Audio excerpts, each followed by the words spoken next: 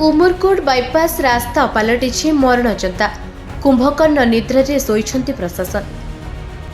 हाँ आज्ञा ए चित्र हेउछि नवरंगपुर जिलार उमरकोट पौर परिषद रे रायघर रास्ता उपरे थिबा बाईपास रास्ता। उमरकोट देई जाइथिबा जातीय राजपथ उपरे ब्रिज निर्माण करा जाउथिबारु पूर्त विभाग तरफरु बाईपास रास्ता दिया जाइछि।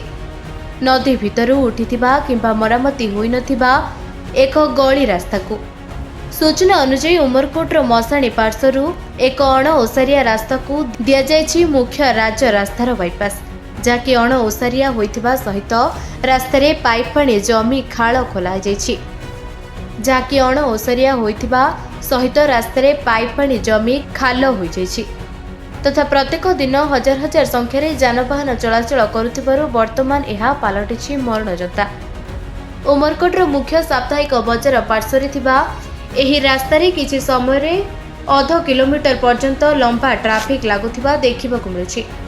प्रत्येक दिन स्कूल बस गुड़िक किंबा आंबुलांस मध्य ट्राफिक रे फसिथिबा देखिबाकु मिलुछि। स्थानीय लोकंको अभियोग अनुसार रास्ता पार्श्वरे थिबा लोक प्रबल धूली जोगु नाही नथिबा समस्यार सम्मुखीन हेउथिबा बेले रास्ता रे यातायात करुथिबा लोक मध्य विभिन्न असुविधार सम्मुखीन हेउछन्ति। जनसाधारण कहवा अनुसार रास्ता प्रशस्त करने सहित रास्ता मरामती हेले एही असुविधार समाधान होई परिबो। एबे देखिबाकू बाकी रहिला जे केबे निद्रा भंग हेउछि प्रशासन तथा रास्ता मरामती करि परिछन्ति।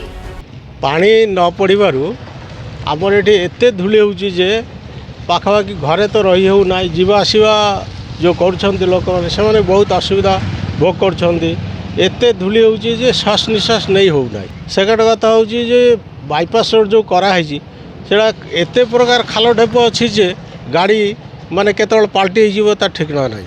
तापरे रास्ता भी एते माने नैरो कराई आउ टिके अधिक चौड़ा हेबा उचित निश्चित। आउ माने ताहले एटा हला मेन हला Raipur to Jaipur main road ए रास्ते बहुत गाड़ी जीवा आसवा करे, लोक मैंने भी बहुत जीवा आसवा करती मोटरसाइकेल कार बड़ गाड़ी मध्य, किंतु सही हिसाब से ठीक रास्ता तैयारी है ना। ये मोर मेन वक्तव्य। रास्ता तैयारी तो काली गोटे पोल को मारदेला गाड़ी से साइड रे घंटा घंटा लोक अपेक्षा कर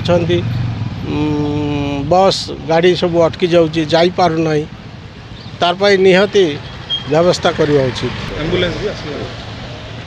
तापरे आ गोटे कथा हला यही रास्ता एते नैरो होइछि जे माने एबे गोटे एम्बुलेंस आसले भी घंटा घंटा वेट कर स्कूल बस गाड़ी जाई पार नहीं ठीक भाव में। मन कर जो ऑफिशियल लोक जड़े 10टा बेले ऑफिस जाकर हाजर हे से रास्ता गले निश्चित भाव में घंटाटी लेट हम ठीक भाव में टाइमली कहीं पहुँची पाना नैरो रास्ता जो।